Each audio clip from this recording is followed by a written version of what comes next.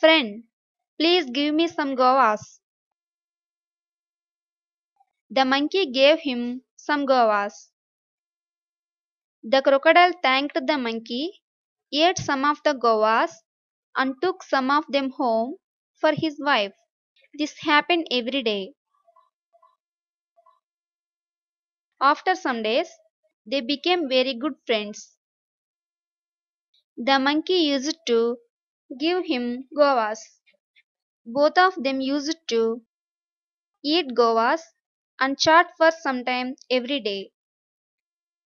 The monkey used to tell the crocodile about the different things in the jungle, and the crocodile used to tell the monkey about the things he finds in the river.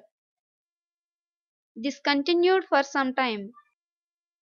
One day, as usual, the crocodile, after a chat with the monkey, took some guavas home. His wife ate them and said, "The guavas are very sweet. Your friend monkey eats the guavas every day.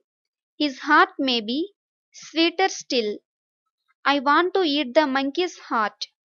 Why don't you bring him here